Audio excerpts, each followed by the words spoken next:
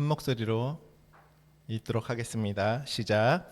서른째 해 넷째 달 초닷새 해에 내가 그바의 강가 사로잡힌 자 중에 있을 때에 하늘이 열리며 하나님의 모습이 내게로 보이니 여호야긴 왕이 사로잡힌 지 5년 그 달 초닷새라.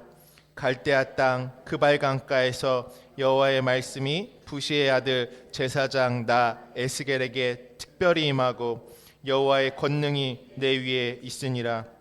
내가 보니 북쪽에서부터 폭풍과 큰 구름이 오는데 그 속에서 불이 번쩍번쩍하여 빛이 그 사방에 비치며 그 불 가운데 단새 같은 것이 나타나 보이고 그 속에 네 생물의 형상이 나타나는데 그들의 모양이 이러하니 그들에게 사람의 형상이 있더라. 그들에게 각각 네 얼굴과 네 날개가 있고 그들의 다리는 곧은 다리요 그들의 발바닥은 송아지 발바닥 같고 광낸 구리같이 빛나며 그 사방 날개 밑에는 각각 사람의 손이 있더라. 그 네 생물의 얼굴과 날개가 이러하니 날개는 다 서로 연하였으며 갈 때에는 돌이키지 아니하고 일제히 앞으로 곧게 행하며 그 얼굴들의 모양은 넷의 앞은 사람의 얼굴이요 넷의 오른쪽은 사자의 얼굴이요 넷의 왼쪽은 소의 얼굴이요 넷의 뒤는 독수리의 얼굴이니 그 얼굴은 그러하며 그 날개는 들어 펴서 각기 둘씩 연하여 있고 또 둘은 몸을 가렸으며 영이 어떤 쪽으로 가면 그 생물들도 그대로 가되 돌이키지 아니하고 일제히 앞으로 곧게 행하며 또 생물들의 모양은 타는 숯불과 횃불 모양 같은데 그 불이 그 생물 사이에서 오르락 내리락 하며 그 불은 광채가 있고 그 가운데에서는 번개가 나며 그 생물들은 번개 모양 같이 왕래하더라. 내가 그 생물들을 보니 그 생물들 곁에 있는 땅 위에는 바퀴가 있는데 그 네 얼굴을 따라 하나씩 있고 그 바퀴의 모양과 그 구조는 황옥같이 보이는데 그 넷은 똑같은 모양을 가지고 있으며 그들의 모양과 구조는 바퀴 안에 바퀴가 있는 것 같으며 그들이 갈 때에는 사방으로 향한 대로 돌이키지 아니하고 가며 그 둘레는 높고 무서우며 그 네 둘레로 돌아가면서 눈이 가득하며 그 생물들이 갈 때에 바퀴들도 그 곁에서 가고 그 생물들이 땅에서 들릴 때에 바퀴들도 들려서 영이 어떤 쪽으로 가면 생물들도 영이 가려하는 곳으로 가고 바퀴들도 그 곁에서 들리니 이 생물의 영이 그 바퀴들 가운데에 있음이니라. 그들이 가면 이들도 가고 그들이 서면 이들도 서고 이서 들릴 때에 이들도 그 곁에서 들리니 이는 생물의 영이 그 바퀴들 가운데에 있음이더라. 아멘. 오늘 말씀의 1장 1절에 보니까 서른째 해 넷째 달 초닷새 해에 지금 하나님의 말씀의 이상을 보는 바로 그 날이 임하는 것입니다. 어디에서요? 사로잡혀간 땅에서. 이 사로잡혀갔다라는 것이 원어로는 포로되었다 이런 의미거든요. 우리의 본질은 어떻습니까? 세상 신에 사로잡혀 있는 상태죠. 오늘 이스라엘이 이 말씀의 배경이 남유다 북이스라엘이 다 바벨론에 사로잡혀가 있을 때의 모습입니다. 그렇죠? 이방 민족들에게 왜요? 그들이 이방 신을 다 들여오고 온전히 이방의 것들로 하나님을 보는 그 우상으로 가득했던 마음의 상태인 거죠. 그러니까 사로잡혀간 땅이라고 할 때에요. 이 땅은요. 역사적으로 봤을 땐 바벨론의 땅이지만 이것이 계시록 또 성경 전체 소돔과 고모라, 애굽, 바벨 다 이런 나라들은 어떠한 나라입니까? 내 마음이 세상 신에 사로잡혀 있는 모습을 말씀하고 있는 것입니다. 그러니까 계시록에서도 예수님의 그 십자가는 어디에 선다고 하냐면 소돔과 고모라 땅에 세운다 이렇게 말씀하고 있지 않습니까? 곧 이방 땅으로 이방으로 있을 수밖에 없는 내가 곧 어떠한 땅이냐면 오늘 에스겔에게 말씀하신 사로잡힌 사로잡혀간 땅입니다. 그러면 에스겔이 이제 경험하는 것은 어떠한 것이냐면 사로잡혀 있는 마치 애굽의 열신으로 꽉 들어차서 이 세상의 전통과 육신의 것으로 가득 차 있는 내 마음과 생각이 이제 하나님의 말씀을 경험하는 순간이 그발 강가에서 임하는 것입니다. 하나님의 나라가 아니라 땅의 나라. 근데 눈에 보이는 그런 어떤 땅이 아니라 하나님은 그 모든 눈에 보이는 이 땅의 이슈들을 통해서 무엇을 보기 원하시냐면 내 마음에 그런 황폐해져 있고 나뉘어져 있고 이 세상 신들로 가득 차 있는 모습을 보기 원하시는 것입니다. 예수님이 뭐라고 말씀하시냐면 누가복음 18장 32절로부터 33절 말씀에 인자가 이방인들에게 넘겨져 희롱을 당하고 능욕을 당하고 침뱉음을 당하겠으며 그들은 채찍질하고 그를 죽일 것이나 그는 3일 만에 살아나리라 하시되. 인자가 어디로 넘겨지신다고요? 오늘 사로잡힌 땅 가운데 말씀이신 인자가 넘겨지는 환상을 보는 것이에요. 사로잡혀간 땅이 이제 그곳에 누가 넘겨지셨습니까? 말씀이신 예수 그리스도께서 넘겨지시는 것이에요. 이해되시죠? 그래서 이스라엘 백성들은 사로잡혀간 땅을 경험할 수밖에 없어요. 왜냐하면 곧 우리의 모습이 그러하기 때문에. 여러분의 마음은 어떻습니까? 지금 바벨론에 사로잡혀 있습니까? 그렇다면 우리는 무엇을 구해야 합니까? 그발 강가에서 에스겔이 본 하나님의 말씀의 형상을 구해야 하는 것입니다. 그래서 그발 강가, 그발이라는 의미가요, 카바르 이런 의미인데요. 증가하다, 풍부하게 하다, 증가시키다, 풍성하게 하다 이런 의미가 그발이라는 의미가 있습니다. 그러니까 이방에 사로잡혀 있을지라도 그 강가에 있는 자에게는 무엇이 있습니까? 소망이 있는 것이요. 왜요? 30째 해 넷째 달 초닷새 해가 임했기 때문에 그에게 이제 하나님의 말씀이 경험할 때와 시기가 임했기 때문에 어떤 시간이요? 하나님의 카이로스의 시간이 임한 것입니다. 내 마음에. 그러니까 이 그발 강가에는 소망이 있죠. 내가 사로잡혀 있다 할지라도 진리의 말씀의 강가에 있는 자에게는 무엇이 있습니까? 소망이 있습니다. 사로잡힌 곳에서 경험하는 하나님의 형상을 우리는 무엇으로 경험합니까? 말씀으로 경험합니다. 오늘 이제부터 나오는 환상은요, 말씀의 형상이신 예수 그리스도의 모습을 우리가 보는 것입니다. 내가 경험할 말씀인 것이죠. 어떤 더러운 형상이 아니라요, 어떤 형상이냐면 말씀의 형상을 우리가 보는 것입니다. 그 말씀을 하나하나 나눌 것입니다. 하나하나. 결국에 하나님이 역사적으로 보여주신 이스라엘은 누가 이스라엘 되게 하기 위해서 보여주셨습니까? 오늘 내가, 저와 여러분이 진짜 이스라엘 되게 하시기 위해서. 그래서요, 에스겔서에 보면 이방의 민족들뿐만 아니라 다 이 땅의 씨들을 다 전멸시키십니다. 그리고 뭐만 남기시냐면 이스라엘만 딱 남기시고 마지막에 이루어져 있는 성전을 측량하고 내가 여호와 삼마다 그들 안에 거한다 하고 에스겔이 마무리되는 것이에요.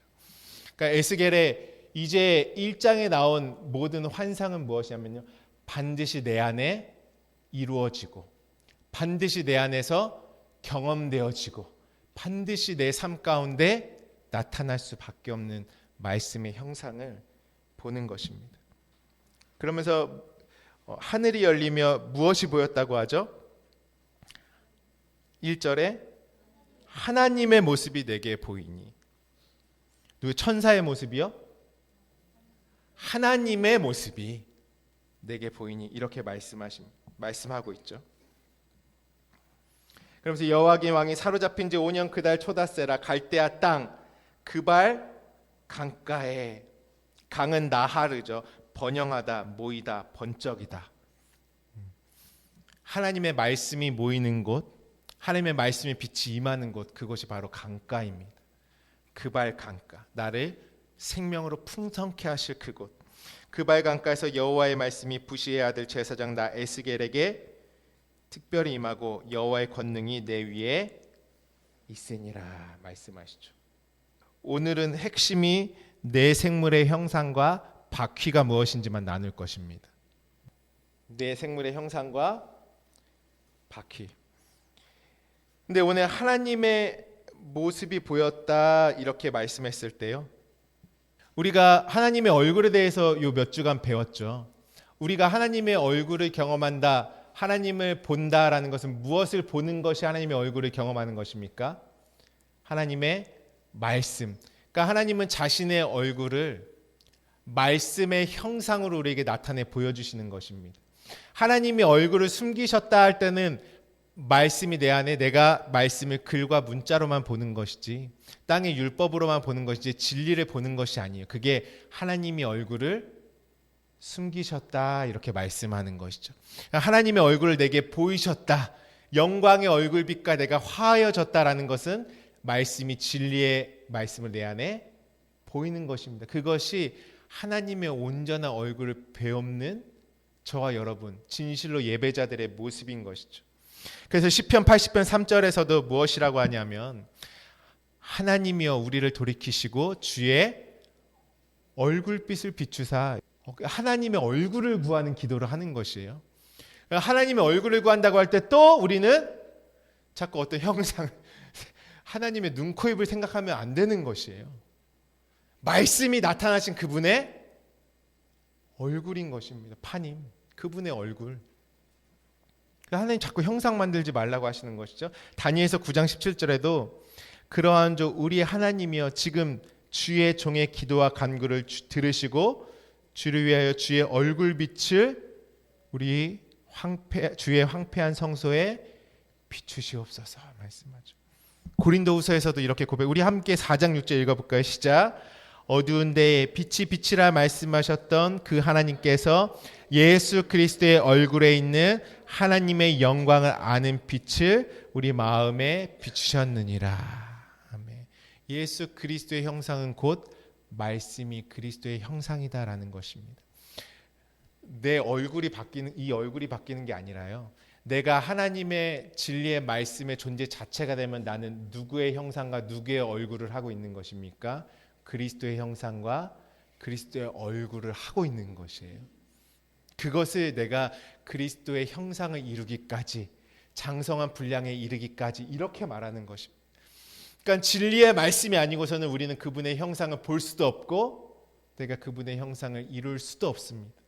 왜냐하면 하나님의 말씀을 어떤 형상으로 가지고 있기 때문에 그러냐면 이 땅에 썩어질 땅의 형상, 이 땅의 형상으로 가지고 있기 때문에 그리스도의 형상이라는 것을 경험하지 못하는 것입니다. 오늘 하나님의 모습, 이것이 파님이에요. 하나님의 얼굴이라는 의미입니다. 지금 에스겔서가 하늘이 열리며 하나님의 얼굴이 내게 보이니 했을 때는 이 말씀이 이제 모든 언약의 말씀이 진리로 열어지고 있는 것이, 하나님의 얼굴을, 말씀의 얼굴을 경험하는 시간이 온 것입니다. 그리고 경험하는 것입니다. 오늘 사로잡힌 자 중에 있을 때에는 반드시 나에게 무엇이 임해야 되면 하나님의 얼굴에 그 형상이 나에게 보여야 하는 것이에요. 그것이 없으면 하나님이 나를 창조하시는 그 언약의 생명에 이를 수 없는 것이죠. 우리 5절부터 한번 읽어볼까요? 5절부터 6절까지만 읽겠습니다. 본문 말씀 시작. 그 속에 내 생물의 형상이 나타나는데 그들의 모양이 이러하니 그들에게 사람의 형상이 있더라.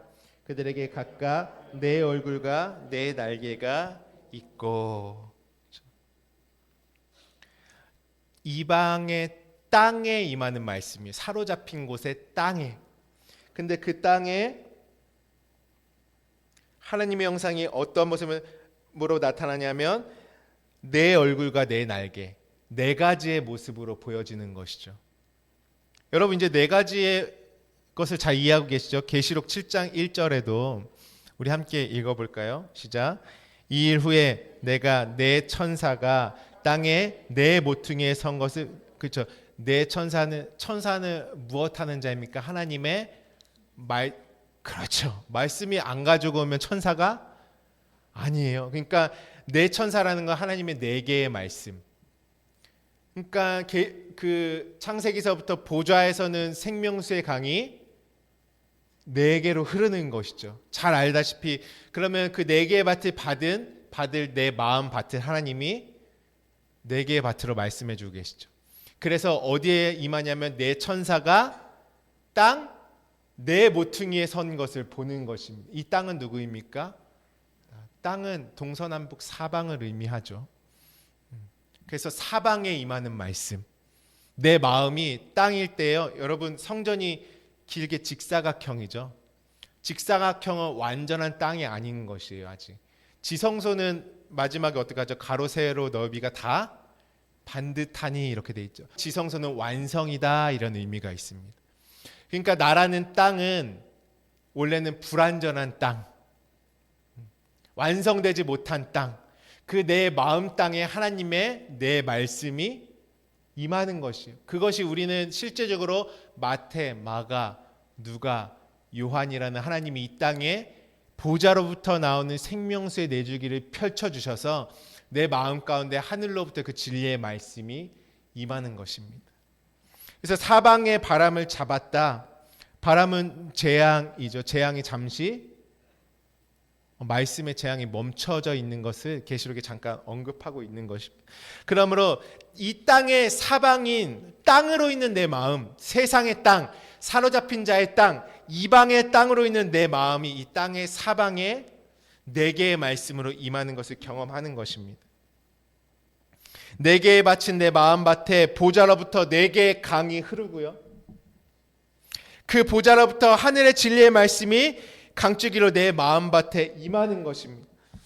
그래서 우리는 사복음서라는 그 생명의 말씀 네 개의 복음서를 통해서 내 안에 이루시고 완성하실 내가 살과 피가 되고 생기를 불어넣으실 그 생명의 말씀을 경험하는 것입니다. 그러니까 성전은 곧 내 마음이 하나님의 성전 되는 것이죠. 그리고 내 마음이 하나님의 지성소가 되는 것이죠. 내 마음 안에 이루어질 일들을 말씀하는 것이죠. 그래서 땅인 내가 무엇 되는 것입니까? 하늘이 되는 것입니다. 할렐루야.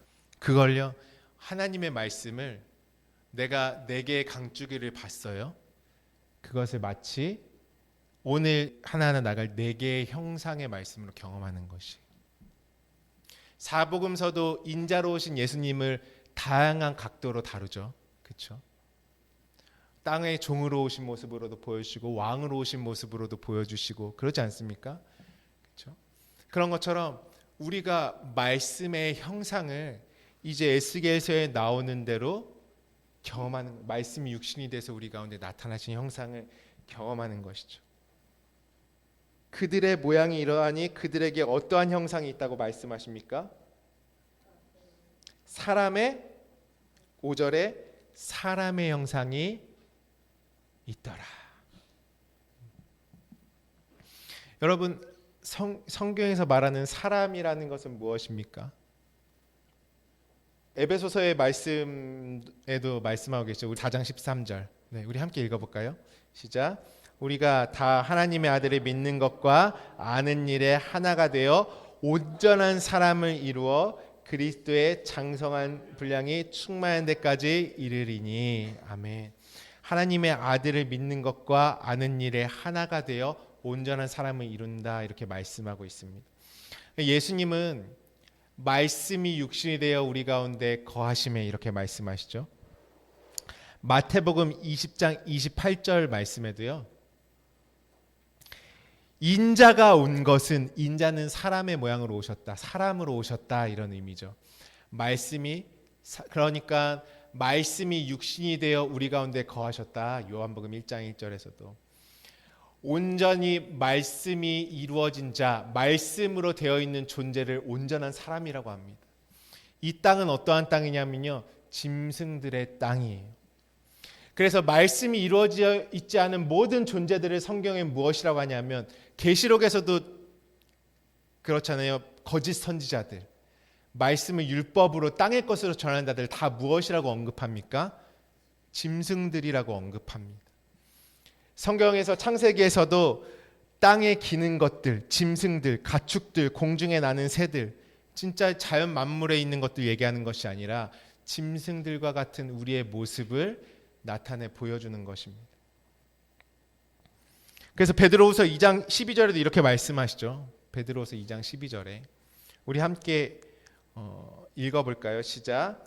그러나 이 사람들은 본래 잡혀 죽기 위하여 난 이성 없는 짐승 같아서 그 알지 못하는 것을 비방하고 그들의 멸망 가운데서 멸망을 당하며. 유다서도 한번 읽어보겠습니다. 유다서 1장 10절부터 13절 함께 읽어보겠습니다. 시작. 이 사람들은 무엇이든지 그 알지 못하는 것을 비방하는도다. 또 그들은 이성 없는 짐승과 같이 본능으로 아는 그것으로 멸망하느니라. 화 있을진저 이 사람들이여 가인의 길에 행하였으며 삭슬 위하여 발람의 어그러진 길로 몰려갔으며 고라의 패역을 따라 멸망을 받았도다. 그들은 기탄 없이 너희와 함께 먹으니 너희의 애찬의 암초요 자기 몸만 기르는 목자요 바람에 불려가는 물 없는 구름이요 죽고 또 죽어 뿌리까지 뽑히 열매 없는 가을나무요 자기 수치의 거품을 뿜는 바다의 거친 물결이요 영원히 예비된 캄캄한 흑암으로 돌아갈 유리하는 별들이라. 아멘.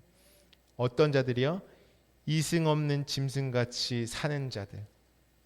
그러니까 무엇이 짐승이냐면요, 영의 신령한 것을 받지 못하고 철저히 육체의 것으로만 살면 그걸 짐승이라고 합니다. 육체에 보이는 것, 오직 내 육체의 정욕과 욕구로만 살아가는 것을 성경은 짐승들과 같다, 짐승이다, 이렇게 말씀하시죠.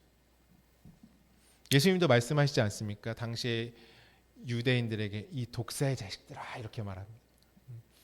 독사는 어떠한 존재입니까? 땅의 짐승과 같은 존재인 것이죠. 그렇다면 어떤 자가 사람이냐면 온전한 말씀의 형상만이 사람이라고 하는 것이에요. 우리가 한 2주째 마른 뼈에 대해서 나누었죠. 그 갈라진 뼈와 시체로 있는 것은 사람이 아닙니다.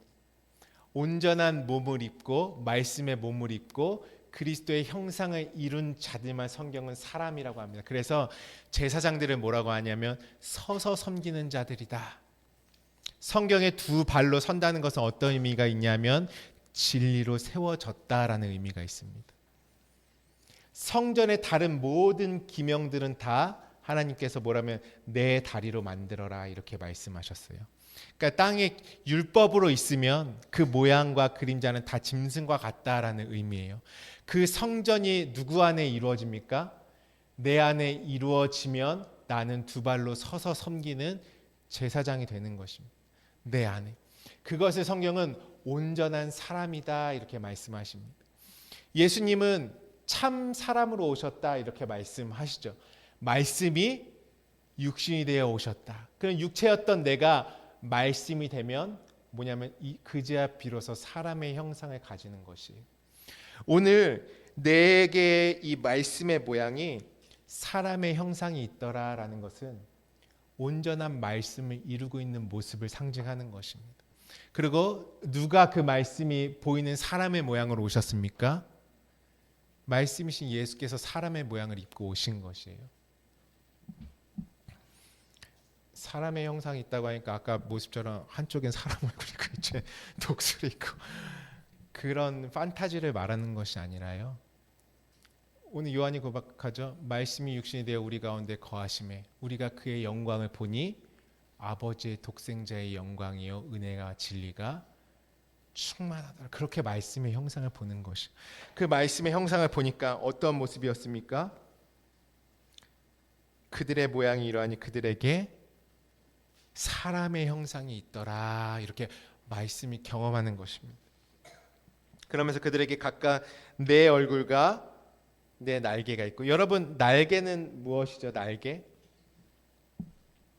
지금 이 날개, 이 말씀 가운데 날개가 있다라는 것은 첫 번째, 이 말씀은 지금 땅에 속한 거라는 것입니까? 하늘에 속한 거라는 것이죠. 네. 지성소에만 날개가 있죠. 그래서 지성소는 온통 날개 그림, 법궤에도 날개, 그것은 어떤 의미냐? 하늘이다, 이런 뜻이에요. 지금 그발 강가에 사로잡힌 자 중에 있을 때 하나님이 열어주신 이 계시의 말씀은 땅에 속한 말씀이 아니야. 이것은 너희가 그동안 먹고 배불렀던 땅의 양식이 아니다. 이 말씀은 어디 속한 말씀입니까? 하늘에 속한. 오늘 우리가 보는 이 땅의 역사를 기록하고 우리에게 땅의 역사를 알게 하기 위해서 보여주신 말씀입니까? 이 말씀은 하늘에 속한 것이에요. 하늘에 속한 말씀. 곧 차원이 다른 말씀이고 영의 말씀이다. 영의 양식이다. 그것이 날개입니다. 말씀에 있는 날개. 날개, 카나프, 귀퉁이, 말단, 날개, 의복. 이사야서 6장에 보면 성전에서 보좌에 앉으신 이를 봤는데 성전에 가득하게 그분의 옷자락이 이렇게 펼쳐져 있지 않습니까? 그 옷자락이 날개와 같은 단어입니다. 옷과 날개는 하나예요. 그래서 날개라고도 하고 옷깃이라고도 하고 겉옷이라고 합니다. 겉옷은 어떤 의미죠? 진리의 옷이죠. 속옷은 수치 율법의 옷. 그래서 속옷을 가지고자 하는 자에게 무엇까지 주라고요? 겉옷. 율법을 가지고자 하는 자에게 진리까지 넘겨줘야지 하늘과 땅이 완전히 이루어지는 것이죠. 그래서요, 이 말씀은 어떠한 옷을 입고 있냐면 진리의 옷을 입고 있는 말씀입니다. 그것이 곧 하늘이고 날개이기도 한 것입니다.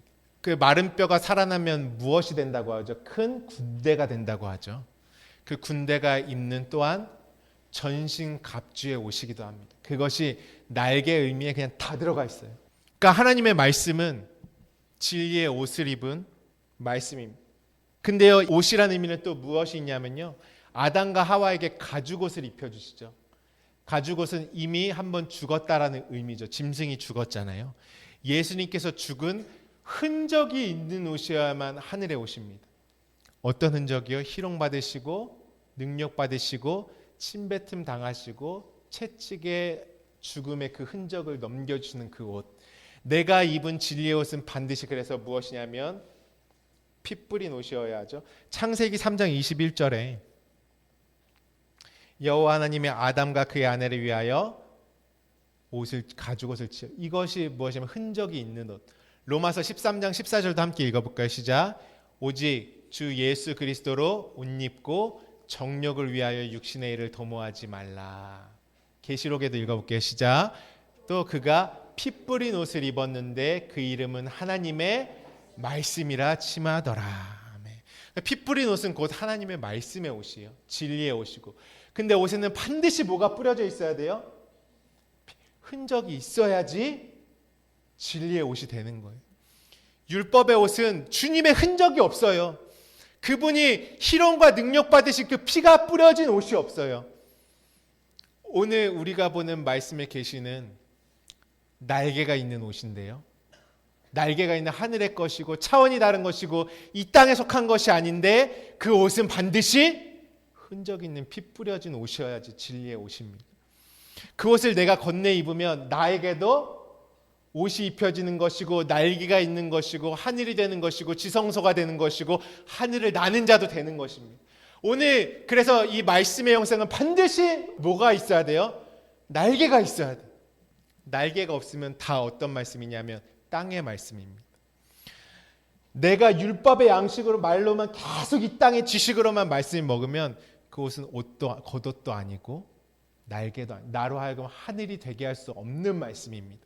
내가 그 발강가에서 사로잡힌 자 중에 이 말씀은 나를 반드시 하늘이 되게 하실 말씀, 지성소가 되게 하실 말씀, 땅에 속하지 아니한 말씀, 하늘에 속한 말씀, 차원이 다른 말씀이다라는. 왜요? 하늘이 열렸거든. 하늘이 열려서 이제 하나님의 그 진리의 말씀이 깨달아지고 있는 것이고, 그 말씀은 날개의 말씀, 피 뿌려져 있는 옷의 말씀, 나에게 예수께서 건네주시는 진리의 말씀입니다. 그것이 지금 말씀의 형사, 저와 여러분이 보는 환상이에요. 여러분, 내가 하나님의 말씀이 땅의 차원이 아니라 이제 말씀을 볼 때 하늘의 차원으로 보임이, 그럼 내가 뭘 보고 있는 것이에요? 내 형상과 날개가 있는 모습을 저와 여러분이 보고 있는 것이에요. 내 인생 가운데 경험하고 있는 말씀인 것이에요. 어떤 신비한 그런 것이 아니라 이미 우리는 날개가 있는 말씀을 보고 있는 것입니다. 창세기를 볼 때 주님의 언약이 보이십니까? 날개가 있는 형상을 내가 경험하는 것이에요. 할렐루야. 그분이 누구십니까? 진리의 옷으로 오신 분이 예수 그리스도께서 그 말씀의 형상으로 오셔서, 인자로 오셔서, 말씀 육신이 오셔서, 요한이 딱 보니까 어떤 모습으로 보였다고요? 아버지의 독생자의 영광이요 은혜와 진리가. 이 세상 사람들은 땅의 메시아로만 봤어요. 날개가 안 보이죠. 영의 말씀으로 안 보여요. 예수가. 요한은 무엇으로 봤어요? 아버지의 독생자의 영광이요 은혜와 진리가 충만하더라. 이것이 날개가 있는 말씀으로 보는 것이에요. 내가 사로잡힌 자들이. 그렇지 않으면 더럽고 음란하고 타락한 이 땅의 말씀으로 변질되는 것입니다. 거짓 선지자들은 그 형상의 말씀을 전해요. 거짓 증거하는 것입니다. 온갖 기사와 이적과 표적을 베풀면서 바로의 술사들과 같은 말을 전하는 것이에요. 우리는 그 말씀이 육신이 돼서 오신 그분의 형상을 봤는데 진리의 옷으로 보이더라. 그 하늘에 속한 날개의 옷으로 보이더라. 영원한 성령으로 그 모습이 오늘 에스겔이 보는 게 내가 보는 것이 되는 것입니다. 할렐루야. 그 날개의 말씀을 경험하시길 축복합니다.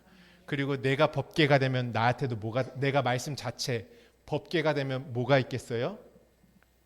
법궤에 날개가 달려 있잖아요. 하나님이 그 옷을 나에게 수여하시겠다. 그래서 예수님께서 요한복음에 군병들에게 겉옷과 속옷을 다 내어주신, 율법을 통해서 진리의 옷을 나에게 입혀주시는, 그것이 오늘 보는 내 얼굴과 내 날개가 있더라. 그렇게 말씀하고 있는 것이죠. 말씀이 육신으로 있는 것, 신령한 몸으로 있는 것, 그것이 온전한 사람의 모양이고 하늘에 속한 날개가 어떤 옷을 입고 있겠어요? 제사장의 옷을 입고 있겠죠. 구약에서도 누구만 하늘에 들어갔습니까? 제사장만 지성소에 들어갈 수 있었어요. 날개가 있는 자만 하늘로 날 수 있는 것이, 하늘로. 제사장의 옷을 안 입으면 들어갈 수 있습니까? 하나님이 그 날개를 지어서 입으라고 가르쳐 주는 거, 성막에. 말씀이 나의 옷이 되도록 내가 어떻게 하라 그러죠? 실로 꿰라. 그게 어떤 과정이겠어요? 모든 말씀이 내 안에서 꿰져야 내가 입을 진리의 옷이 되는 것이. 말씀이 다 가룟 유다처럼 부스러기 받고 떡을 부스러기로 받고 나갔잖아요. 나한테 그 옷이 짜여지지가 않는 것이에요. 내가 그래서 제사장의 옷, 날개의 옷 입고 하늘로 완성되면 내가 성소에 들어가 있다, 이렇게 말씀하는 것입니다. 8절 같이 읽겠습니다. 시작. 그 사방 날개 밑에는 각각 사람의 손이 있더라. 내 생명의 얼굴과 날개가 이러하니 하면서 이제 본격적으로 나오죠. 사방 날개 밑에는 뭐가 있대요? 손이 나오네. 손은 무엇입니까? 성경에서 원어에서도 나오죠. 손에 대해서. 손은 건네주다라는 의미가 있습니다. 건네주다.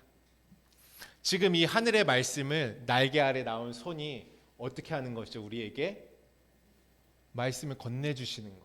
진리의 말씀을 섬겨 주시고, 양식을 먹여 주시고, 비를 내려 주시고, 구원해 주시고, 생명을 주시고, 옷도 입혀 주시고, 다 뭐냐면 이 말씀이 지금 그 이방에 있잖아요.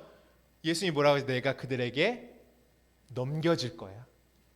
하나님이 무엇으로 나를 섬겨주십니까? 말씀으로 섬겨주십니다. 그래서 그걸 섬기는 것을 그들의 손으로 하는 일이야. 손으로 섬긴다 그러잖아요. 근데 손으로 섬기는데 내가 육체의 손으로 막 이 사람을 어떻게 섬겨주는 섬김도 있겠지만, 진짜 섬김은 무엇이냐면 하늘의 진리의 말씀이 날개 아래 뭘로 나와야 돼요? 손으로 나와서 우리에게 다 건네줘야지 내가 받을 수 있는 것이에요. 보긴 받는데 그 말씀이 건네짐이 없으면 내가 그 말씀을 내가 받을 수 있겠어요? 그 말씀 안에 뭐가 나와야 돼요? 주님의 손이, 섬겨주시는 손이 나와서 말씀이 나에게 건네지는 것입니다. 하늘의 것이 땅에 있는 나에게 지금 그것이 손의 역사예요. 손.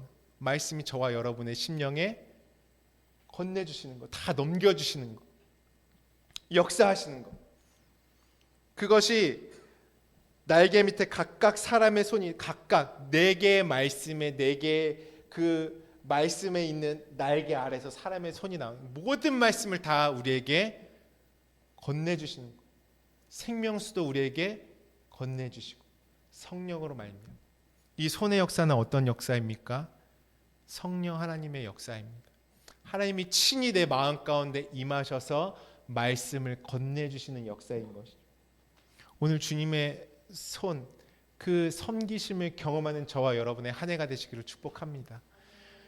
말씀이요, 내가 지식적으로만 깨달았다고 본 것이 아니라 실제로 하나님이 내 삶을 어떻게 섬겨주시는지 내가 알아야 되는 것이. 하나님의 손에 덮인 자들, 그 의로운 손으로 내가 너를 붙들리라. 그리고 하나님이 손으로 무엇 하십니까? 나를 사로잡아 가십니다. 그 손이 나오면요, 나를 하늘로 데리고 올라가시죠. 그리고 그 손이 무엇을 잡습니까? 그물을 잡고 나를 건져 올리는 손이 되는 것입니다. 하나님이 다 가져가시고 건져 올리시고, 그 다음에 그 손은 어떤 일을 합니까? 나와서 내 안에 이 땅에 더러운 것으로 있는 것을 다 움켜쥐고 찢는 손이 되는 것입니다. 완전히 멸망시키는 하나님의 손. 그래서 하나님의 말씀의 손이요, 저와 여러분의 심령에 강력하게 임하는 것이 어디에? 내가 그 발강가에 사로잡혀 있을 때에 하나님의 말씀의 섬김이 저와 여러분에게 이러한 모습으로 임하는 것입니다. 그래서요, 9절에 보면 날개가 다 뭐래요? 서로 연하여져 있으며. 그러니까 사복음서, 네 개의 강, 모든 하늘에 속한 말씀은 다 떨어져 있습니까? 다 하나의 말씀, 하나의 말씀. 날개는 다 서로 연하여 있으며 갈 때는 돌이키지 아니하고 일제히 앞으로 곧게 행하며. 말씀은 소돔과 고모라처럼 사라가 뒤돌아본 것처럼 뒤돌아보지 않습니다.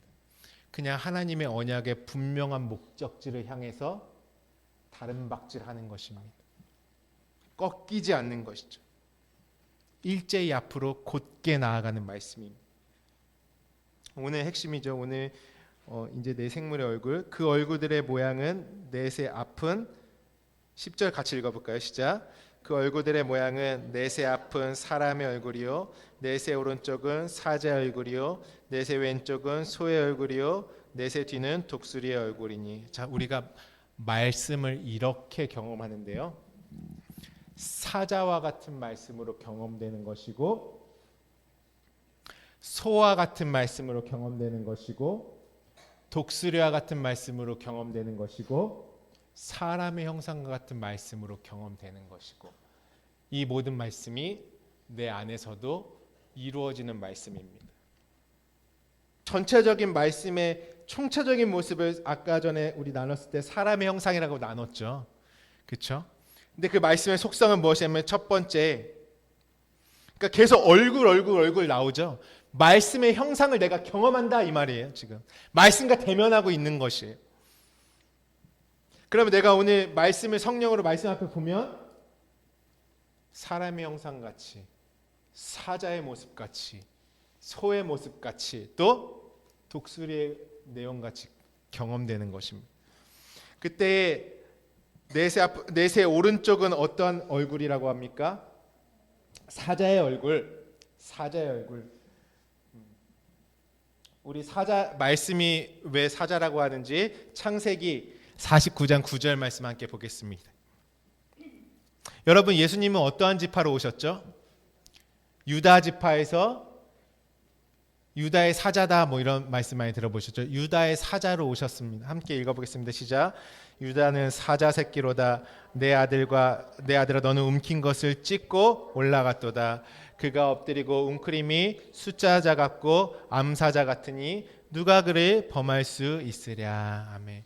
유다에 대한 예언이 임할 때에 그 유다 지파로부터 오실 지금 예수 그리스도를 예표하고 있는 것이죠.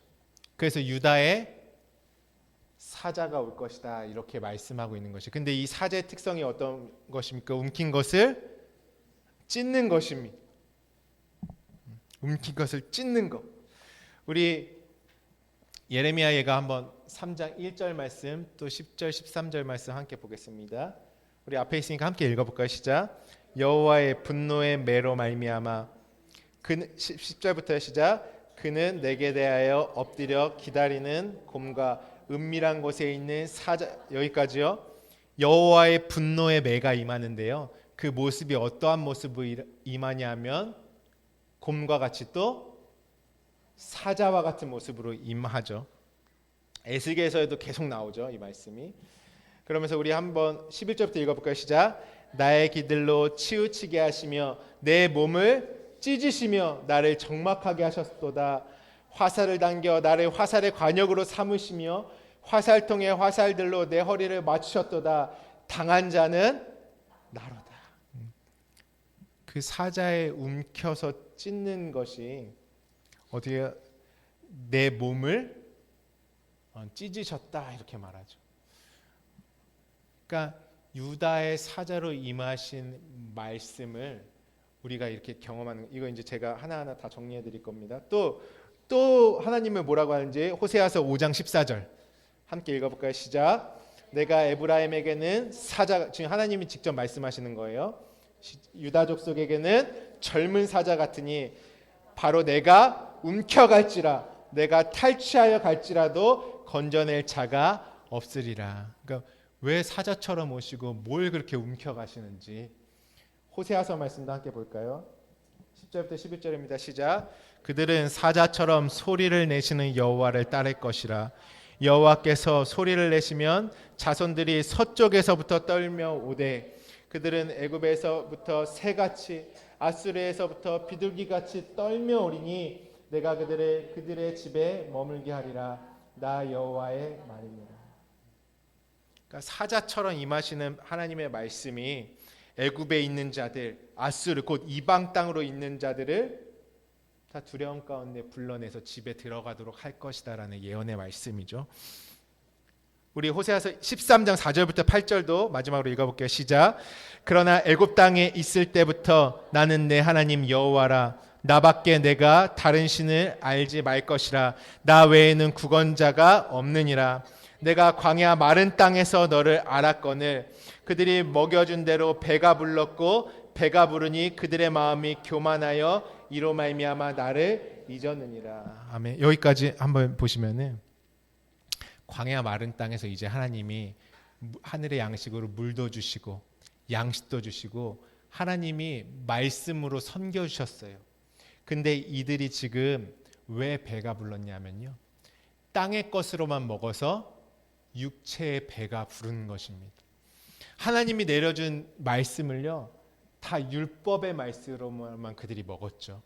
그래서 성경에 신약 성경에 부자에게 뭐라고 말하냐면 네 모든 소유를 다 팔고 나를 따라. 그들이 가진 소유는 무엇입니까? 그죠? 이거 우리가 지금 그 사람 진짜 땅에서 부자로 살았다고 이해하시면 안 돼요. 이제는 부자라는 것은 뭐지? 율법의 부자. 땅의 것. 그래서 그들을 계시록에 뭐냐면 땅의 상인들이라고 해요. 그리고 배로 무역하는 자들. 무엇이냐면 하나님의 말씀을 땅의 것으로 율법으로 이 육체의 것으로만 다 취해가지고 그거 가지고 장사하는 것입니다. 땅에서 사고 팔고 무역하고 영혼들 다 죽이는 것이죠. 그것을 너희는 내가 다 섬겨줬는데 그것을 배불렀다. 어떻게 예수님이 오병이어 불렀더니 그들이 뭐 때문에 따랐대요? 배가 불러서 따랐대요. 예수님이. 그러니까 땅의 이적으로만 육체의 것으로만 이것이 뭐냐면 그들 땅에 배부른 자들이다. 땅의 부자들이다. 심령이 가난한 나사로는 아브라함 품에 들어갔지만 배가 불러있는 율법으로 충만 아주 땅의 육체의 철학과 어떤 이 땅의 사상으로 하나님 말씀을 혼탁하게 한 것으로 충만한 자는 그 부자는 아브라함 품에 못 들어가는 것입니다. 두 개로 나눠진 구렁 때문에. 그것이 땅의 부자. 그러니까 하나님 말 너는 내가 먹여줬는데 배가 불렀고 마음이 교만해져. 하나님의 진리의 말씀은 깨달으면 깨달을수록 말씀의 크기가 너무 커서 내가 점점 없어지는데요. 당시 율법사들이 그랬어요.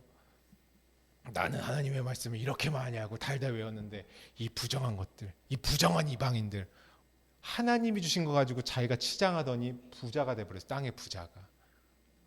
교만하면은 집에서도 버르장머리 고치려면 엄마가 뭘로 바뀌어요? 어느 날 사자로 바뀌어요. 그래가지고 내가 요거 버르장머리. 내가 너를 심령이 가난할 때까지 내가 너의 종아리를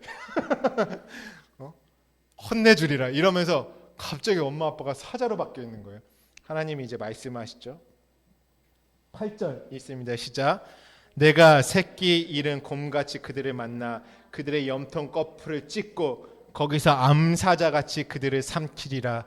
들짐승이 그들을 찢으리라. 하나님이 왜 유다의 사자인 줄 아십니까? 내가 부자로 땅에 가지고 있는 것들을 다 움켜서 찢으시겠다는, 하나님이 진리의 말씀이 나를 습격해 오실 때 말씀이 육시대에서 오신 그분을 내가 받아들이니까 나의 세상이, 내가 내 의로 충만해가지고 눈 시퍼렇게 뜨고 내가 그냥 두루 삼킬자를 차면서 저거밖에 안 되는 것들 다 이러면 살고 있었는데 갑자기 그 말씀이 사자처럼 내가 가진 율법, 이 땅의 도덕적인 선악의 양심들 다 갈기갈기 움켜서 찢는 것입니다. 어디서요? 십자가에서. 완전히 십자가에서 내 의를 다 사로잡아가지고 나를 죽을 때까지 찢어내는 거예요. 인생은 그거를 진리의 말씀을 경험하는 자는 이 땅에서 고난으로 경험해요. 욥처럼. 내가 죽는 경험을 하는 것입니다. 하나님이 나의 모든 일들을 스톱시키시고 멈추실 때도 있고요. 아무것도 안 보이는 캄캄한 흑암 같은 시간도 건너가게 하시고요. 어떤 시간입니까? 율법의 땅의 의로 부자로 살고 있는 내가 찢기는 시간입니다. 그래서 나를 어디 가운데 연단하신다고요? 정금같이 나올 때까지 불 가운데 연단하신다 이렇게 말씀하십니다. 근데 내가 끝까지 내 의를 놓지 않아. 내 마음에 나를 사랑하는 마음들을 놓지 않아. 어쩔 수 없어요. 광야는 돌아가야 돼. 계속. 바로 계속 하나님이 그 인생을 돌리시죠. 지름길은 무엇입니까? 빨리 십자가 안에 다 내 것이 찢기는 거. 주님이 찢어지셨잖아요. 그러면 이제부터는 쉬워. 내가 다 건네줄 거야. 내 짐은 쉽고 가볍다. 나에게 와라. 하나님이 나를 그렇게 바꿔주셨어. 완전히 심령이 가난한 자 돼가지고 내 힘과 능으로 안 됩니다. 그러한 자는 이제 사자가 어떻게 되겠어요? 더 이상 나에게 영향을 못 끼치는 것이에요. 말씀을 율법으로 받는 자들은요, 율법의 보응을 경험합니다. 왜요? 내 힘과 내 노력으로 의에 자꾸 이르려고 하거든요. 그러면 우리 2주 동안 하죠. 내 뼈가 계속 부서지는 경험하는 거예요. 그것이 유다의 사자의 역할입니다. 와서 모두 움킨 것을 찢고 어떻게 하신다고요? 하늘로 올라가시겠다. 너희가 땅으로 가지고 있는 여기서 말씀하죠. 너희가 배가 불렀어. 아주 자신의 지식으로 취하고 이 땅에 좋은 것을 먹더니 네가 진짜 배가 불렀구나. 내가 십자가에서 다 찢어줄게. 그리고 너희는 성령을 받아라. 그렇게 말씀하신. 그래서 나의 모든 것들을 다 찢으시는 것입니다. 근데 이 사자가 어느 쪽에 있습니까? 1장 10절에 사자는 오른쪽에 있어요. 여러분, 오른손 보좌 우편, 오른손의 아들, 의로운 편, 오른쪽이에요. 나는 어디에 있어요? 나는 왼편의 강도들로 있어요. 그러니까 하나님과 나가 그 오른편이라는 것은요, 옳은 의, 옳다라는 의미도 함께 가지고 있는 것이 성경에서 오른편. 그러니까 하나님은 항상 어디에 계세요? 뭘로 널 도운다? 내 의로운 오른손으로 너를 도우리라. 우리 말씀 읽어보겠습니다. 이사야 62장 8절입니다. 왜 사자가 오른편에 있는지 함께 읽겠습니다. 이사야서 62장 8절 시작. 여호와께서 그 오른손 그 능력의 팔로 맹세하시되 내가 다시는 내 곡식을 내 원수들에게 양식으로 주지 아니하였고 내가 수고하여 얻은 포도주를 이방인이 마시지 못하게 할 것인즉. 그 오른손이라고 말씀하시죠. 41장 10절도 함께 읽어보겠습니다. 시작. 두려워하지 말라. 내가 너와 함께함이라. 놀라지 말라. 나는 내 하나님이 되리라. 내가 너를 굳세게 하리라. 참으로 너를 도와주리라. 참으로 나의 의로운 오른손으로 너를 붙들리라. 오른편에 계신. 그러니까 오른편에 계시는 그분만 나의 모든 문제를 해결해 주실 수 있죠.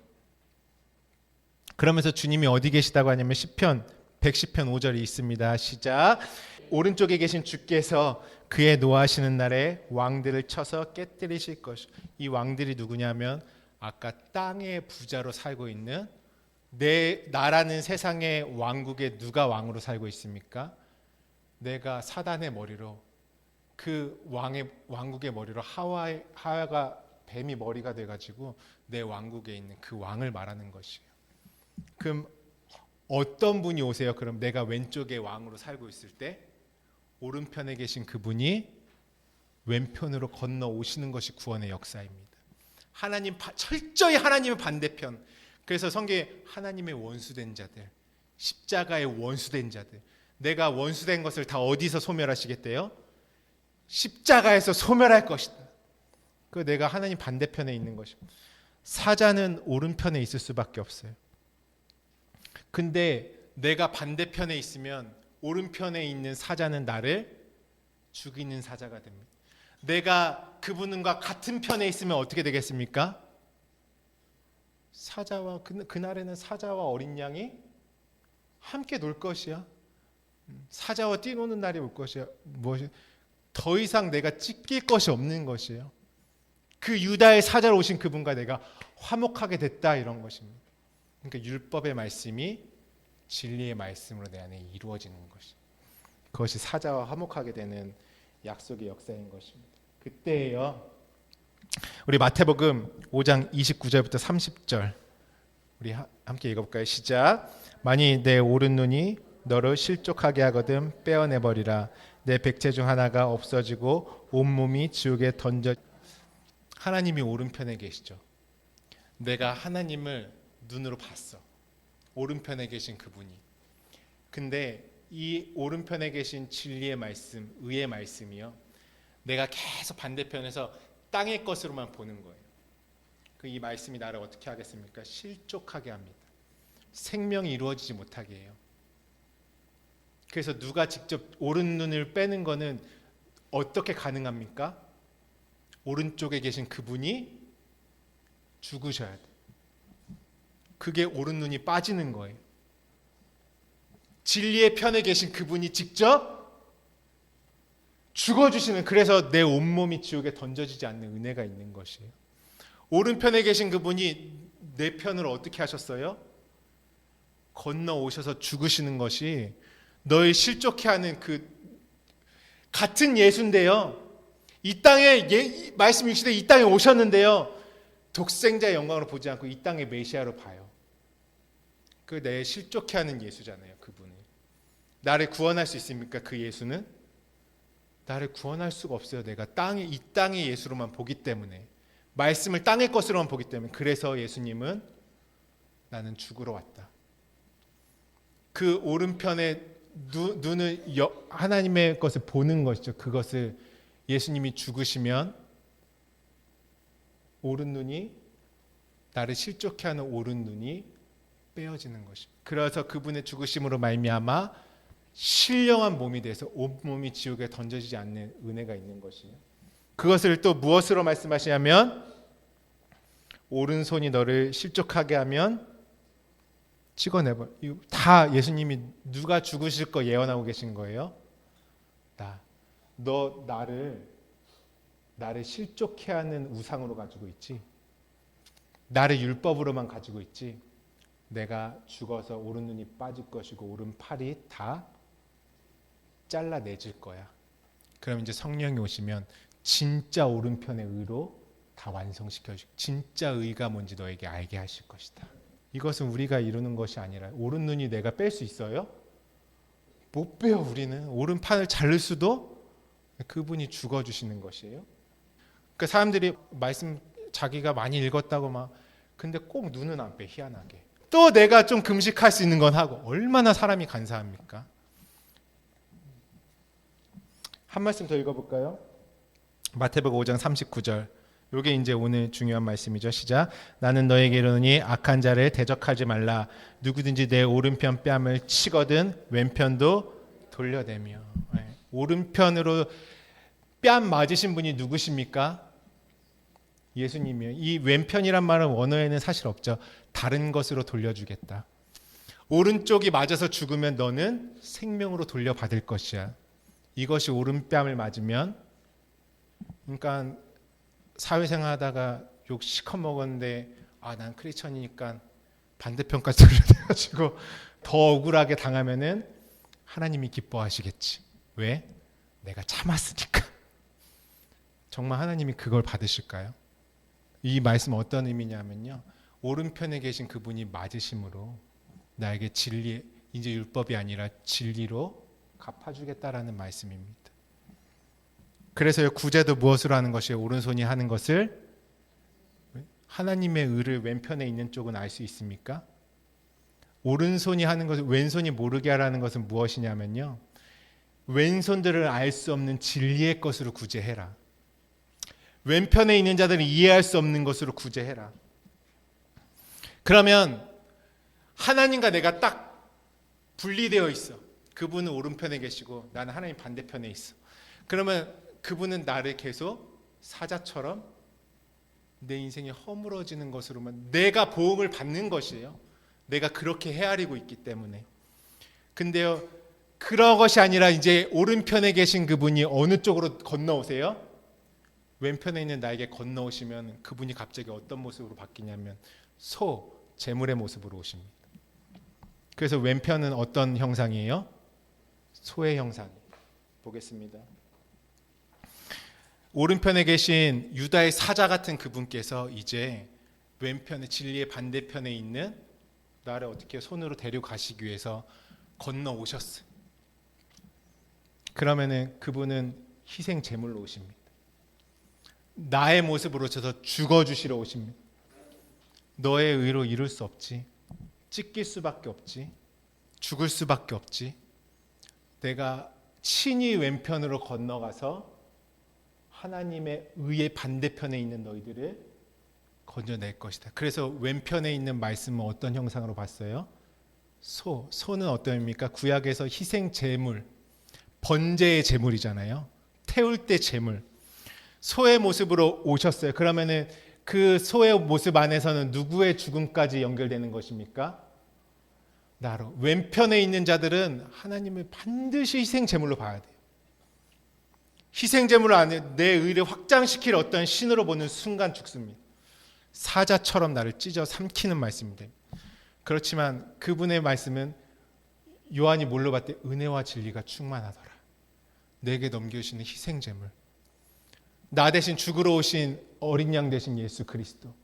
그 어린 송아지 같은 모습으로 오셔가지고 번제의 제물로 죽으시는 희생 제물의 예수 그리스도의 모습으로 내가 보는 것이에요. 그래서 여기 형상이요, 오른편에 있을 때 사자. 그러니까 주님과 내가 분리되어 있으면 되겠어요, 안 되겠어요? 왼편에 계신 그분도 봐야 돼요. 말씀을 은혜와 진리로 봐야 돼요.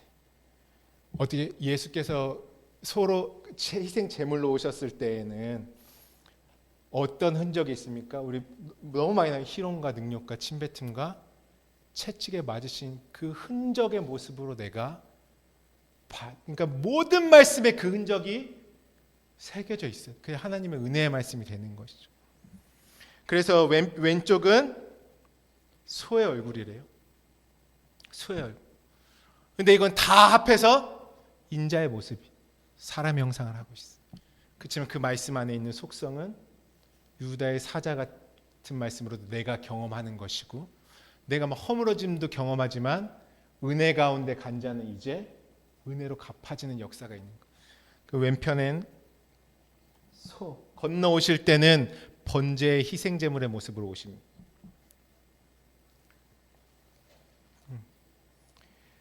그분과 연합하여 그리스도로 완성될 내가 그 안에 들어가는 것입니다. 너희는 뭘 받으래? 희생제물의 선물을 받아라. 왼편에 있는 자들아. 그거 받고 하나님의 의로 건너와라. 하늘로 건너와라. 이렇게 말씀하시는 거예요. 그다음에 마지막 형상이 어떤 형상이죠? 독수리 같은 형상. 우리 이 말씀 한번 볼까요? 출애굽기 19장 4절. 함께 있습니다. 시작. 내가 애굽 사람에게 어떻게 행하였음과 내가 어떻게 독수리 날개로 너희를 업어 내게로 인도하였음을 너희가 보았느니라. 또 있습니다. 시편 103편 5절. 좋은 것으로 내 소원을 만족하게 하사 내 청춘을 독수리같이 새롭게 하시는도다. 또 있습니다. 이사야 40장 31절. 오직 여호와를 앙망하는 자는 새 힘을 얻으리니 독수리가 날개침에 올라감 같을 것이요 다른 박질하여도 곤비하지 아니하겠고 걸어가도 피곤치 아니하리. 이건 좋은 말씀. 말씀을요, 이제 내가 오른편에 계신 그분을 왼편을 건너신 은혜로 경험했어. 그래서 이 말씀이 하나님의 세계로 진리의 성령으로 내 안에 충만히 이제 더 이상 땅의 것이 아니라 나의 존재 자체로 막 말씀을 먹는 것이. 그러면은 이 영의 말씀, 진리의 말씀, 의의 말씀, 위의 말씀, 윗물의 말씀, 하늘의 말씀은 나로 하여금 하늘로 올라간 독수리 날개쳐 올라가게 하는 말씀이 됩니다. 이 말씀. 근데 땅의 것으로 먹으면 이 독수리가 뭘로 변하는지 한번 보겠습니다. 누가복음 17장 37절입니다. 시작. 그들이 대답하여 이르되 주여 어디 오니까 이르시되 주검이 있는 곳에는 독수리가 모이니라 하시느니라. 주검은 무엇이냐면 마른 뼈가 주검이죠. 그 시체와 같이 말씀을 받았지만 무덤에 시체와 같이 있는 자들, 마른 뼈로 있는 것 자들. 독수리가 위로 올라갈 때는 나로 말씀이요 진리의 말씀으로 받을 때는 나를 하늘로 데려가는 말씀이 됩니다. 막 날개쳐 올라가고 독수리가 자기 새끼를 막 나를 보호하시고 품고 하는 그러한 독수리죠. 근데 내가 그걸 계속 땅의 것만 먹으면 독수리가 말씀이 부정한 말씀, 누룩이 있는 말씀, 시체를 먹는 말씀으로 변합니다. 그래서 솔개, 독수리과 다 이 땅에서 경험하는 것은 부정한 새라 그래요. 율법에서. 솔개과들. 땅에서는 시체를 먹는. 내가 이 땅의 말씀을 받으면 내가 또 땅의 시체를 먹는 독수리. 그래서 독수리를 뭐라면 거짓 선지자들을 독수리라 그래요. 땅의 시체를 먹는 자들. 영의 말씀으로 안 받아서 하늘로 못 올라가는 거예요. 그러니까 땅에서는 시체를 먹는 독수리로 경험하는 것이고 내가 그 거짓 선지자도 될 수 있고 죽어있는 시체도 될 수 있는 것이. 말씀이 땅의 것을 먹으면.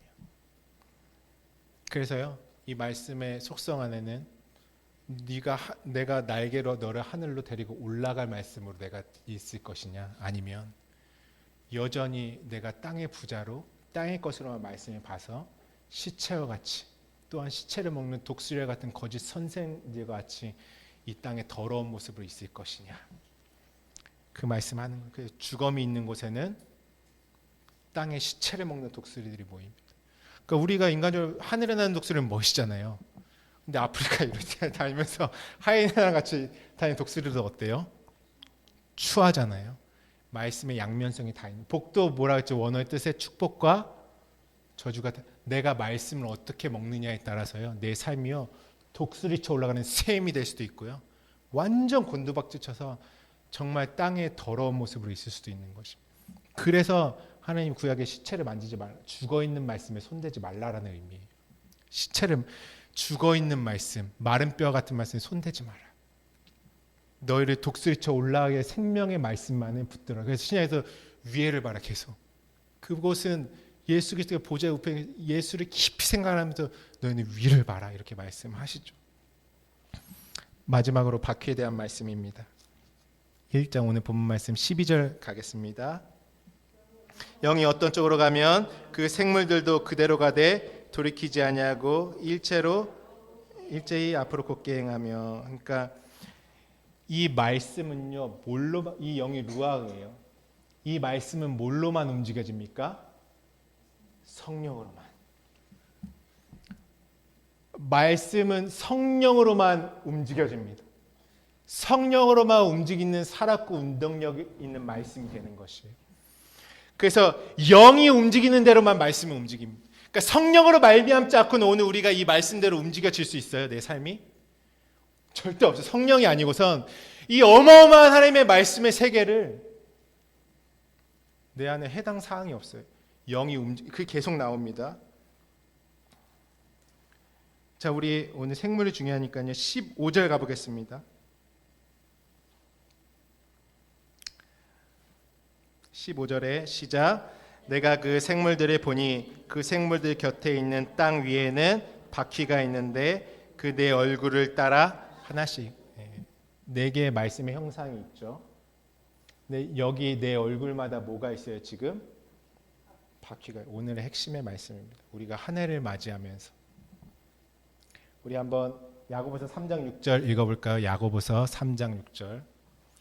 바퀴에 대한 말씀을 오늘도 나눌 것이고 주일에도 나눌 것입니다. 함께 읽겠습니다. 시작. 혀는 불이요 불의 세계라. 혀는 우리의 지체 중에서 온몸을 더럽히고 삶의 수레바퀴를 불살하니 그 사르는 것이 지옥불에서 나느니라. 바퀴는 뭐냐면 돌고 도는 우리 인생의 삶을 말합니다. 바퀴가 원어의 뜻이 뭐냐면은 돌아가다, 회전하다. 여러분, 이 땅에서 하나님의 계절이 어떻게 되죠? 하나님이 그걸 반복해서 하라는 것이 무엇이에요? 구약에 절기가 매년 계속 돌아갑니다.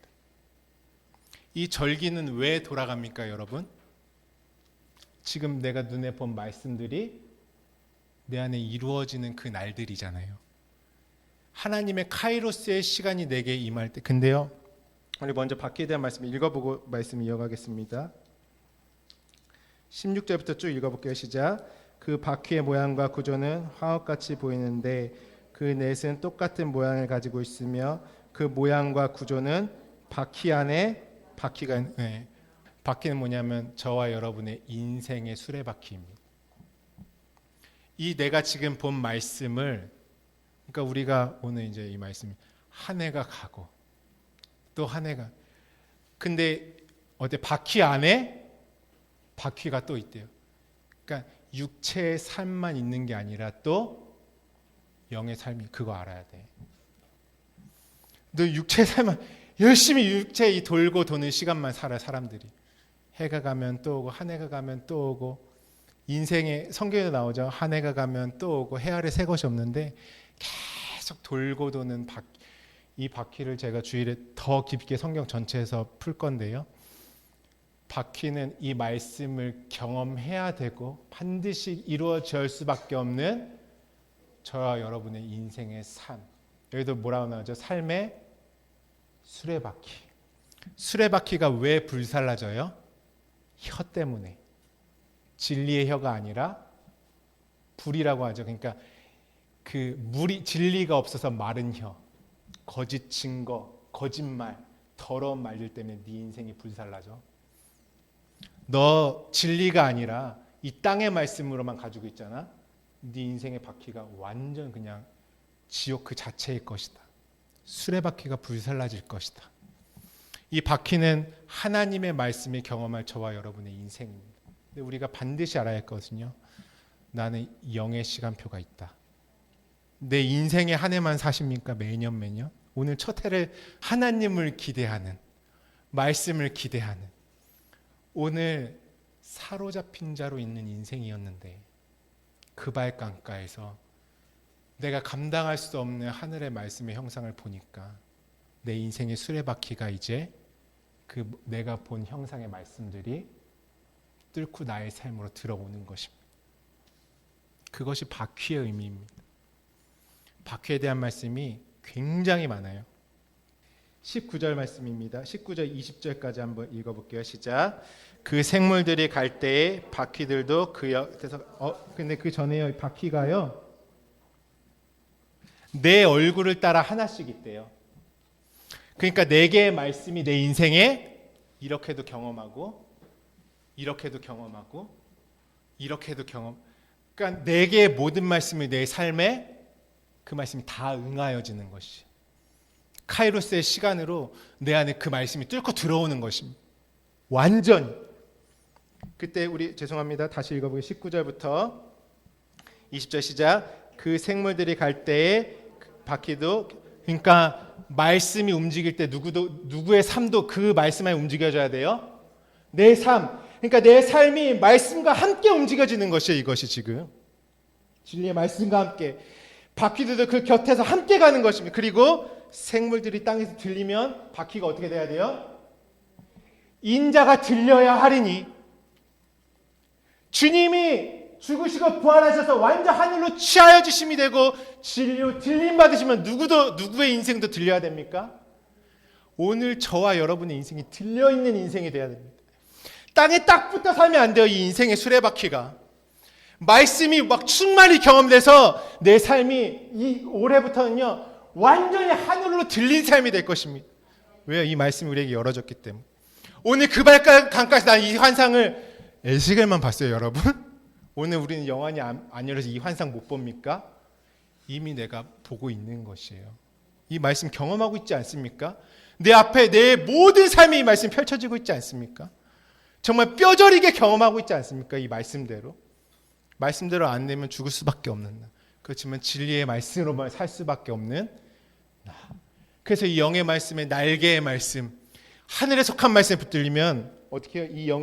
이 생물들이 갈 때 그 바퀴가 땅에서 안에 있던 바퀴든 밖에 있던 바퀴든 다 들려요. 내 인생까지 하늘로 들리는 것이에요. 주님이 나를 진리로 들어 올리셨기 때문에. 할렐루야. 그러면서 오늘 20절 있습니다. 시작. 영이 어떤 쪽으로 가며 생물들도 영이 가려하는 곳으로 가고 바퀴들도 곁에서 들리니 이는 생물의 영이 그 바퀴들 가운데에 내가 나의 영을 너희 가운데 두겠다. 내가 나의 영을 너희 인생 가운데, 너의 가운데 진리의 성령이 너의 삶 가운데 임하시겠다. 너희 말씀 가운데 임하시겠다. 그러니까 그 생물의 영은 어디에 있습니까? 말씀의 영, 진리의 영. 오늘 보는 이 말씀의 계시의 영은 오늘 바퀴 가운데, 오늘 저와 여러분의 삶 가운데 있습니다. 우리 마음, 왜? 나라가 하늘로 들려 올림받게 하시려고, 하늘 되게 하시려고, 들어 올리시려고 우리의 바퀴의 삶 가운데 있는 것입니다. 그래서 하나님이 이 바퀴를, 우리 이 인생을 하나의 포괄적인 그림으로 한 사건에 탁, 이게 바퀴가 보여주신 게 여리고성 사건이에요. 여리고성 7바퀴를 도죠. 7바퀴는 나를 진리로 완성하실 창세기 7 언약이죠. 그때 한 바퀴 한 바퀴마다 저녁이 되고 내 영의 시간표가 지나가죠. 빛의 말씀이 경험하고 물의 말씀이 경험하고 마른 땅이었던 내가 하나님이 경작하시는 땅이 되고, 그거를 법궤와 함께 말씀과 함께 어떻게 내 인생의 이 땅의 여리고가 사자로 찢기고 완전 무너질 때까지 하나님이 저녁이 되고 아침이 되니 그렇게 7번을 도는 것이요. 그게 우리의 인생의 수레바퀴입니다. 하나님의 말씀 가지고 여리고성을 무너뜨리는 삶.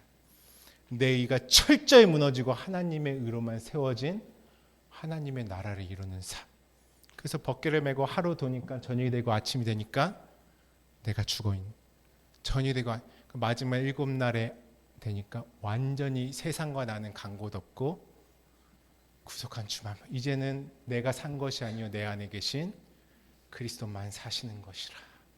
그러면서 하루하루 지나면서 우리 인생의 수레바퀴가 하나님의 말씀으로 함몰되어져 가는 것입니다. 그때 그 영이 들리고 생물이 들릴 때의 영에 따라서 나도 함께 들리고 우리의 삶이 좌로나 우로나 치우치지 아니하고 영원한 진리의 본향, 그 앞을 향해 곧게 나아가는 것입니다. 이것이 바로 오늘 그발 강가에 이방에 사로잡혀서 정말 애굽에서 그 고통이잖아요. 우리의 삶이 주님의 영생의 말씀이 없으면 그런 자에게 하나님이 보여주시는 이상입니다. 이 이상을 봐야 에스겔서의 역사가 내 삶에 펼쳐질 수가 있어요. 이 성경 전체의 역사를 이 이상이 동일하게 어떠한 말씀에 있는지 주일에 다 나눌 것이에요. 그래서 더 깊이 들어가요. 더 깊이. 내가 이 수레바퀴가 완전히 하나님의 나라가 될 수밖에 없는 그 지경으로 하나님 우리를 이끌고 가실 것입니다. 우리 21절 마지막으로 함께 있습니다. 그들이 가면 이들도 가고 그들이 서면 이들도 서고 그들이 땅에서 들릴 때에는 이들도 그 곁에서 들리니 이는 생물의 영이 그 바퀴들 가운데 있음이니라. 할렐루야. 오늘 우리는 이 엄청난 말씀이 이루어지는 은혜의 때를 살아가고 있습니다. 오늘 올해를 시작하면서 우리 가운데 헛된 형상들이 다 무너지시길 주님의 이름으로 축복합니다.